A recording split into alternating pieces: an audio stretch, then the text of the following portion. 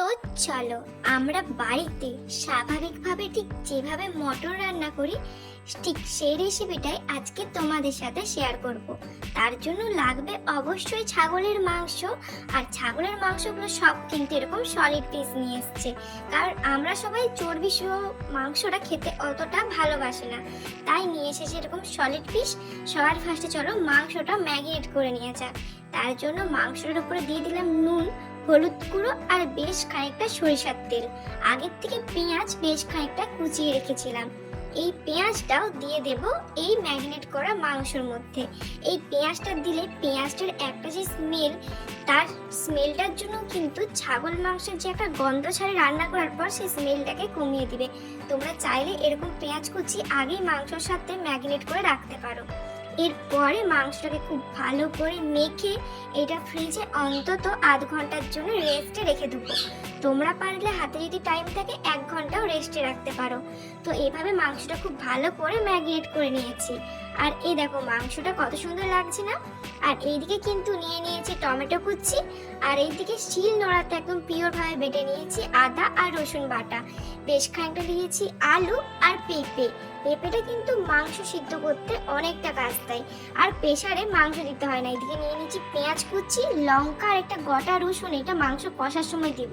আর ওই দইটা যেটা বাটিতে দেখলে সেটা আমি নুন দিয়ে ফাটিয়ে রেখেছিলাম। আর এই মাংস কষার জন্য কিন্তু দইটা লাগবেই লাগবে একদম। আর এটা কিন্তু মানে স্কিপ করলে একদমই চলবে না। তো চলো সবার ফার্স্টে কড়াইয়ে বেশ খানিকটা সরিষার তেল দিয়ে নুন, হলুদ গুঁড়ো, লঙ্কার গুঁড়ো বিহীন আলুটাকে ভেজে নেব। আর এবার তোমরা কোশ্চেন করতে পারো কেন নুন হলুদ আমরা দিলাম না। এখানে একটা কারণ আছে, কারণ নুন হলুদ আগের থেকে দিয়ে দিলে না আলুটা ভাজার সময় আলুটা তোলার পর যে তেলটা থাকবে সেই তেলটা একদম নুন হলুদের গুঁড়ো গুঁড়ো দেখা যাবে, আর দেখতেও অতটা ভালো লাগবে না। আর এমনিতেও তো আলুটা কষার সময় দেবো, মাংসের সব মশলা এমনিতেই ঢুকে যাবে, আর নুন হলুদ দেওয়ার কোনো কোশ্চেন উঠছে না। তো তোমাদের সাথে কথা বলতে বলতে বেশ খানিকটা 5 মিনিটের মতো টাইম নিয়ে আলুটা ভেজে নিয়েছি। আলুটা ভাজা হয়ে যাওয়ার পর সে একই তেলের মধ্যে দিয়ে দিলাম পেঁপেগুলো। এই পেঁপেগুলো ভেজে নেব 2 থেকে 3 মিনিটের জন্য, যতক্ষণ না পেঁপেটা একটু লাল লাল হয়ে যাচ্ছে। আর একটু ভেজে নিলে পেঁপের কাঁচা গন্ধটাও চলে যাবে। আজকে বাড়িতে একটুখানি পেঁপে ছিল, তাই 4 পিস দিলাম। না হলে আর একটু পেঁপে দিলে কিন্তু কষার পর যে পেঁপেটা থাকে সেই পেঁপেটা খেতে অনেক বেশি ভালো লাগে। তো পেঁপেটাও তোমাদের সাথে কথা বলতে বলতে বেশ লাল লাল হয়ে গেছে। এবার চলো পেঁপেটাও তুলে নেওয়া যাক। আর পেঁপেটা তুলে নেওয়ার পরে এই তেলের মধ্যে কিন্তু গোটা গরম মশলা দেবো, কিন্তু তার আগে যেটা দেবো সেটা কিন্তু তোমাদেরকে অবশ্যই দিতে হবে। এই জিনিসটা আর কিছুই না, জিনিসটা হলো চিনি। এই চিনিটা অবশ্যই দিও। এই চিনিটা দিলে কিন্তু মাংসতে একটা এত সুন্দর কালার আসে, যেটা তোমরা বাড়িতে একবার রান্না না করে মানে এই চিনিটা একবার মাংসতে না দিলে তোমরা বুঝতেই পারবে না। অনেকে তোমরা জানো না যে মাংস করার আগে মানে মশলা কষার আগে যদি গরম তেলে চিনি দেওয়া হয়, চিনিটা যতক্ষণ না গলে যেতে তেলের সঙ্গে ততক্ষণ এটাকে করা হয়, কুক করা হয়, ততক্ষণ মানে তোমরা বুঝতে পারবে না, মানে তোমাদেরকে আমি এক্সপ্লেন করতে পারবো না। তো তোমরা অবশ্যই অল্প চিনি দিও। আর চিনিটা দেখতে পাচ্ছ একদম ফুটে উপর দিকে আসছে, ঠিক সেইটা আমি দিয়ে দিলাম বেশ খানিকটা তেজপাতা আর গোটা গরম মশলা, আর তারপরে দিয়ে দিলাম পেঁয়াজ আর কাঁচা লঙ্কা। এবার তোমাদেরকে একটা জিনিস দেখাই চলো। পেঁয়াজটা এখন জাস্ট দিলাম আর কালারটা হয়ে গেছে ব্রাউন। কি করে বলতো, ওই যে চিনিটা দিয়েছিলাম, চিনির জন্য পেঁয়াজ এখনই কালার এত সুন্দর আসছে। তাহলে ভাবো যখন মাংসটা হয়ে যাবে লঙ্কার গুঁড়ো ছাড়াই কত সুন্দর দেখতে হবে। তো এবার আর কি খুব ভালো করে পেঁয়াজটা ভেজে নেব। আর পেঁয়াজটা যতক্ষণ ভাজা হচ্ছে ততক্ষণ চলো এর মধ্যে রসুনটাও অ্যাড করে দিই।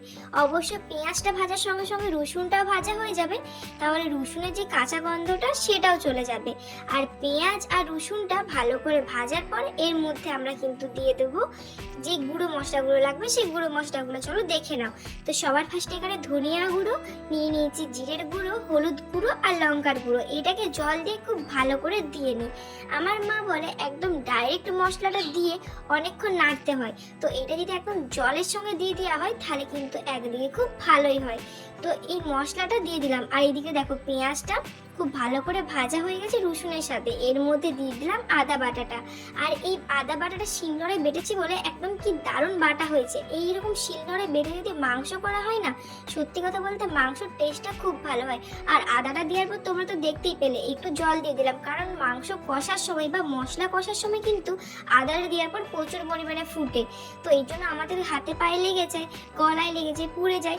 তো এই জন্য একটু আদা দিয়ে দিলে কিন্তু আদাটা ফুটবেও না, আর আদাটা কিন্তু মানে খুব ভালো করে কুকও হবে। এবার আদাটাকে ঠিক 2 থেকে 3 মিনিট ভেজে নেব। আর এর মধ্যে দিয়ে দেবো টমেটো কুচি।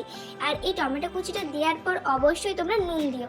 টমেটো কুচি দেওয়ার পর নুন দিলে কিন্তু টমেটোটা খুব তাড়াতাড়ি গুলে যায়। এটা তো আমি তোমাদেরকে সব রান্নার ভিডিওতেই বলে থাকি। তো এই দেখো টমেটোটা এবার অল্প করে নুন দিয়ে দেবো। আর যে মশলাটা গুলে রেখেছিলাম, মানে যে গুঁড়ো মশলাটা গুলে রেখেছিলাম সেটা দিয়ে দিলাম। এরপরেই তো মশলাটা খুব ভালো করে কষা হবে। আর তোমাদেরকে তো আগের থেকে বলে রেখেছিলাম যে আমি একটু দই, একটু জল আর নুন দিয়ে দইটাকে খুব ভালো করে ফেটিয়ে রেখেছি। এই দই দেওয়ার কারণে কিন্তু মাংস এত সুন্দর কালার আসে না যে তোমরা ধারণা করতে পারবে না। লঙ্কার গুঁড়ো অনেকে Kashmiri red chilli powder use করে, তো এইসব আর ইউজ করার কোনো দরকারই নেই। যতই বলো কাশ্মীরি রেড চিলি পাউডারে অল্প হলেও তো কেমিক্যাল থাকে না, কেমিক্যাল না থাকলে কি এত কালার হয়। তো মশলাটা কষানোর পর খুব ভালো করে মশলার থেকে তেল বেরিয়ে এসছে। মিনিমাম 5 থেকে 10 মিনিট ধরে মশলাটা খুব ভালো করে কষাতে হবে যতক্ষণ না তেল বেরিয়ে আসবে। এই সময় দিয়ে দেবো দইটা। যে দইটা আমি আগের থেকে নুন আর জল দিয়ে দইটাকে খুব ভালো করে চামচ দিয়ে ফেটিয়ে রেখেছিলাম। এবার দইটা মশলার সাথে কুক করব। আর যখনই তোমরা মশলার সাথে দই দিয়ে দিবে না, তখনই কিন্তু গ্যাসের ফ্লেমটা একদম লো করে রাখবে। তাহলে কিন্তু মশলাটা খুব ভালো করে কষা হবে আর দইটা একদম সে ছিটে ছিটে যেমন বেরিয়ে যায় না সেরকম বেরোবে না। আর দেখো মশলাটা দেখে লোভ লাগছে, তো মনে হচ্ছে মাংসটা একদম ঝ্যাকাশ হবে। মশলাটা কিন্তু দারুণ কালার এসছে। এবার চলো দিয়ে দেওয়া যাক মাংসটা। আর এই গোটা রসুনটা কেন দিলাম জানো? এই গোটা রসুন কিন্তু যখন মাংসটা খুব ভালো করে রান্না হয়ে যাবে, অল্প মাংস আর ভাতটা যখন খাবো, এই গোটা রসুনের এক একটা কুয়া ভাতের সাথে নিয়ে খেতে কিন্তু আমার অসম্ভব ভালো লাগে। তোমরা কারা কারা কিন্তু মাংসের সাথে গোটা রসুন অনেক বেশি দিয়ে রান্না করে এবার হাতে মিনিমাম 7 থেকে 8 মিনিট টাইম নিয়ে মাংসটাকে কষতে হবে, মানে ঢাকা দিয়ে ঢাকা খুলে কষতে হবে। তো দেখতেই পাচ্ছ মাংসের থেকে এখনই জল ছাড়তে আরম্ভ করে দিয়েছে। আর 3 মিনিট পরে ঢাকাটা খুলে দেখো কতটা জল বেরিয়েছে মাংসটার থেকে, মানে মাংস নিজে নিজে অনেকটা জল ছেড়ে দিয়েছে। আর বেশ খানিকটা কিন্তু মাংসটা সেদ্ধ হয়েও আসছে, কারণ ম্যারিনেট করে 1 ঘন্টার মতো রেখে দিয়েছিলাম ফ্রিজের ভিতরে। তো এবার মাংসটাকে নাড়াচাড়া করে খুব ভালো করে নাড়াচাড়া করে আবার একটুখানি ঢাকা দিয়ে রেখে দেবো, যাতে মাংসটা এই ঢাকাতেই না সিদ্ধ হয়ে যায়। আমাদের ঘরে কেউ প্রেসারে মাংস খেতে পছন্দই করে না। হ্যাঁ জানি প্রেসারে মাংস ভালো হয়, কিন্তু না কড়াইয়ে একটা অনেকক্ষণ টাইম নিয়ে কষে কষে রান্না করলে সেটা যে টেস্টে লাগে সেটা কিন্তু প্রেসারে রান্নাতে কখনোই লাগে না। তো এই দেখো আরো একবার ঢাকাটা খুলে খুব ভালো করে নেড়ে চেড়ে নিচ্ছি। এবার এর মধ্যে দিয়ে দিব ধনিয়া পাতা। আর এরকম সিজনে কিন্তু ধনিয়া পাতা অ্যাভেলেবেল থাকে, কিন্তু ধনিয়া পাতার আগে চলো যে আলুগুলো রেখেছিলাম ভেজে সেগুলো দিয়ে দেওয়া যাক।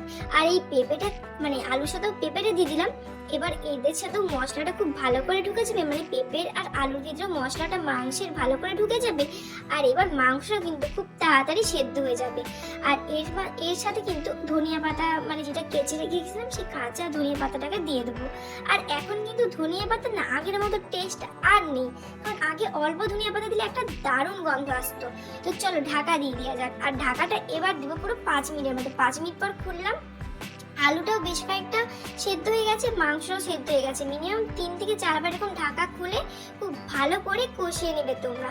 তো এবার আর কি, এবার খুব ভালো করে একটু নাড়াচাড়া করে গরম জল দেবো।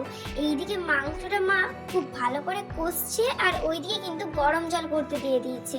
আর মাংসতে কিন্তু গরম জল দিলে মাংসতে এত সুন্দর একটা কালার আসে না, তোমরা বিশ্বাস করতে পারবে না। চলো মাংসটা এবার ধনিয়া পাতাগুলো যেগুলো কেটে রেখেছিলাম সেগুলো দিয়ে দিলাম। আর তোমরা একটা জিনিস কি লক্ষ্য করেছো, মাংসটা যখন কষছিলাম তখন মাংস থেকে কিন্তু বেশ খানিকটা জল নিজের থেকে ছেড়ে দিয়েছিল।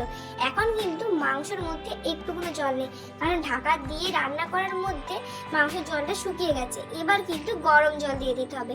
আর এই দেখো এরকম একটা টিনের বাটিতে গরম জলটা একদম ফুটতে দিয়ে দিয়েছি। এবার এই গরম জলটা এই মাংসের মধ্যে ঢেলে দেবো। এবার 10 থেকে 15 মিনিট যতক্ষণ না মাংস সেদ্ধ হচ্ছে ততক্ষণ ফুটাতে থাকো গ্যাসের ফ্লেমটা লো করে। তাহলেই কিন্তু মটনের এরকম মশলা টাইপের একটা কষা রেসিপি তৈরি হয়ে যাবে। আর অবশ্যই কিন্তু তোমরা বাড়িতে এরকমভাবে মটর রান্না করে খেয়ে দেখো, কেমন লাগে অবশ্যই জানিও। আর আমাকে কিন্তু এরকমভাবে দই দিয়ে আর টমেটো সব কিছু দিয়ে যখন মাংস রান্নাটা করে না, আমার অসম্ভব সুন্দর লাগে। ভাবলাম মা যখন এত সুন্দর রান্না করে তোমাদের সাথে শেয়ার করা যাক, তোমাদেরও নিশ্চয়ই রেসিপিটা ভালো লাগবে। আর এই রেসিপিটা যদি তোমাদের ভালো লেগে থাকে তোমরা তো চ্যানেলটা অবশ্যই সাবস্ক্রাইব করবে, আমাকে সাপোর্ট করবে আর এর সাথে একটা লাইক দিবে। এখন আর কি মাংসটা তো একটু সেদ্ধ করতে দিই। আর দেখো খুলে দেখালাম মাংসটা খুব ভালো করে সেদ্ধ হয়ে গেছে। এক কড়াই জল ছিল, জলটা বেশ খানিকটা কমেও গেছে আর মাংসটা তৈরি হয়ে গেছে। আর কি গাইস, এরকম ভাবে বাড়িতে মাংস হলে তোমরা মাংস তৈরি করে খেয়ে দেখো। আর যদি ভালো লেগে থাকে অবশ্যই আমাকে সাপোর্ট করো। আজকে আমি দুপুরবেলায় জুটিয়ে ভাতের সাথে মাংস খাই, অবশ্যই তোমরা চ্যানেলটা সাবস্ক্রাইব করে দিও। আর সাবস্ক্রাইব করার আগে দেখে নাও মা কিন্তু অল্প গরম মশলার গুঁড়ো ছড়িয়ে দিয়েছে। আর কি বলেছিলাম তো ভিডিও শুরুতে, যে চিনি দিয়ে মশলাটা কষলে মাংসের কালার কিন্তু রেড চিলি পাউডার না দিলেও দারুণ আসবে। কি বিশ্বাস হলো তো? এত সুন্দর কালার কিন্তু তোমরা দেখতে পাবে না অন্য কোথাও। তারা কিন্তু সবসময় ফুড কালার ইউজ করে। তো মাংস রেডি, অবশ্যই আমি ভাত খাই মাংস, তোমরা